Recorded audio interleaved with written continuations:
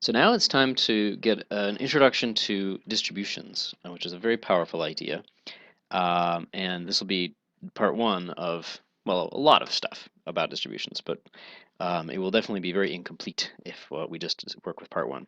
But we got to start somewhere. So let's look at the motivation we've had so far. We've got the mass spring system, and we've got a conjecture. We have this function, y naught ham, the effect of the action of the spring if you hit it with a concentrated hammer blow at time 0. And I'll write that function down in a second. But given that we have that function, our conjecture was that for any forcing function, big F, that we can get the response to that arbitrary forcing function just knowing what happens when you hit it with a hammer at time 0 by a convolution. We got this, this conjecture came out of decomposing big F in terms of like a Riemann sum type of decomposition. And then it seemed like we were headed towards this kind of expression, and we defined that to be the convolution. So it's really the motivation for both the convolution and what we're going to do now, which is delta functions and the beginnings of distributions. Now, to be a little more specific, now the idea of y naught ham was that it was the limit. We couldn't actually analyze hitting it with a infinitely concentrated hammer because we don't have that, didn't make sense as a function. But we could hit it with more and more concentrated rectangular pulses. And so this was the limit of, let's call them y epsilons, where these guys were the response to something, a rectangular pulse of width epsilon and height 1 over epsilon, so it had constant impulse. So we were always providing the same amount of momentum transfer. Okay, and in fact, what we got was a very explicit function, 1 over m omega sine omega t, but then of course only turning on at time 0, so times the unit step function, h of t. Okay, so that looked like this. Boom, it gets hit and then starts oscillating. And then the claim is that if we convolve that with some arbitrary forcing function, not just a hammer blow, we get the response. Okay, that's Duhamel's principle. That's what we're working towards. We're working towards a sophisticated understanding and proof of Duhamel's principle. It's not the only way to prove it, but I like it best. So here's the idea. I'm going to just take a bit of a digression from that original motivation, but it's connected to what we were talking about with convolutions. Remember, I was trying to convince you that a convolution can be thought of, very often at least, as a moving weighted average, where we have some function, say f, and then we convolve it with some other function, let's say g, and let's maybe say g is kind of concentrated in some place. Then we move this across as a window and use that as a weighting and a window to average f, and we get some sort of smoothed out average version of f star g. Well, we're going to just erase the part of the moving part and actually simplify this a little bit and think about weighted averages of functions. And here's the example I always go to. Let's look, instead of time here, let's look at space.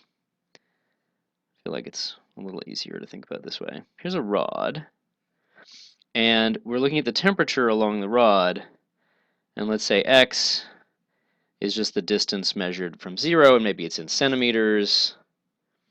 And then we have a temperature function, T of x, in, let's say, Kelvin. Doesn't really matter. Okay. And so when we look at that function, ordinarily, we would plot that function. I guess I don't need negative values if it's Kelvin. We would plot that function, and we would understand that function as saying that at any particular place on the rod, say at 3 centimeters, it the rod has a particular value, let's say 301 Kelvin, just to be fun. Okay.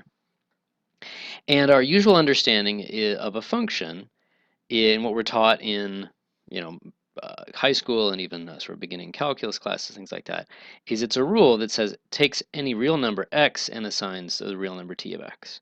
So it's a set function, an ordinary function, from the reals to the reals. So the domain is the reals, the range is the reals, and it just takes x to t of x, the temperature at that point. But I want to convince you that that's not incredibly realistic, and there's actually very often there's a more realistic way to think about functions. The idea here is that I can't really recover this value because I can't actually put a thermometer here at x equals 3 with infinite precision. What's really going to happen is I'm going to put a thermometer here, some sort of thermocouple or some sort of measuring device. It's going to probably measure what's going on in this rod in some region around x equals 3. It's not going to be able to concentrate infinitely precisely at x equals 3. And very similar to what we were talking about with the hammer blows, is we can't model realistically, it's not going to get hit by a hammer that delivers all the momentum right at one instant. It might be spread out. Okay, so we might have something like, let's say, the readout on the thermometer. So we put some sort of thermocouple here. It's attached with a wire to some sort of readout. And it's going to be digital, but the tradition here is to do it as like a good old analog pointer or something on a scale that's pointing, swinging back and forth. Okay, and the readout here is more likely to be something like this. For example, it might be, for a simple example, it might be the average over, oh, actually, let me make this 2 just to agree with my notes. I don't know why I changed 2 to 3. Okay, I don't want to have to change my notes. Maybe it's the average between 1.9 and 2.1 of the function t. Remember, what is that? That's 1 over the length of the interval, 0.2, an integral from 1.9 to 2.1 of t of x. Or, a better way to put that is integral over the entire real line of t of x times the unit area rectangular pulse starting at 1.9 and ending at 2.1 of x. So, still thinking of t as an ordinary function that in principle has exact values at exact points x, what we're likely to be able to recover is not exactly one of the t of x values, but some sort of integral of t of x against some sort of weighting function. And realistically, really, this isn't probably going to be a rectangular pulse function. It isn't going to be something that just turns on immediately at 1.9 and then turns off immediately at 2.1 and then has 0 here and just a constant value here. More likely, it's going to be some function that maybe has some sort of peak in the middle and then falls off maybe more continuously. So that's going to be something very interesting to think about. Like, let's call this phi. It's a fairly traditional name for this kind of thing. And we're going to think of that as the response function of the thermometer. And we're going to have another simpler name for it in a second. Okay. So what we're really getting, let me just erase and rewrite. Okay. So let's say here's that temperature, t of x, and here's the response function. Let's draw it as a fairly nice little thing that's peaked in the middle. Let's say a 2. Okay. So the readout for temperature at 2, or our closest thing we can get for temperature at 2, is really going to be the integral from minus infinity to infinity. Someday I'm going to get really tired of writing that every time, and I'm going to declare that all my integrals, unless said otherwise, are minus infinity to infinity. Okay. We're going to, what I want to convince you of, basically, is that realistic measurements of functions are much more likely to be this kind of thing, where phi is the response of your measurement device, and t is the theoretical function that describes the temperature, but you can't really ever access that exactly. And if this is going to be truly interpretable as a weighted average, there's at least one thing that's got to be true about phi, which is that the integral phi itself had better be 1. We saw that with the convolution stuff. But we also saw with the convolution that if it's not equal to 1, you just get a factor, a universal factor of whatever this number is. So we're really not going to worry about that too much. What we're really led towards here is the idea that when you're analyzing a function, it's a really good idea to think of what happens when you integrate that function against some other function and from some set of test functions. And it's important that our perspective is going to be this t is a fixed function, a single fixed function that we want to analyze. And this is physical function, this physical quantity. And the phi is going to be variable. Not the x, but the phi. And that we want many phis. We want to be able to put many thermometers. We want to be able to take this one thermometer and certainly move it at other points. But we might have different designs for thermometers, some that are maybe more broad, some that are more precise, some that just have some weird wiggles. Why we don't know why, but it's cheap. I don't know. And we're going to look at this as taking a fixed function and analyzing it by looking at many, many, many integrals of the function against a test function. Okay. Ooh, and that's the terminology is usually used. A test function. So we take our fixed function of interest we want to analyze, and we integrate it against many, many, many different test functions, and we try to get as much information as possible from those integrals. Okay. So really what we're doing here is, and here's a big claim. This is not going to be very satisfying unless in principle we can really recover all the information about T if we have enough thermometers, and that's actually true. So, and we're going to have to show this rigorously soon. So given enough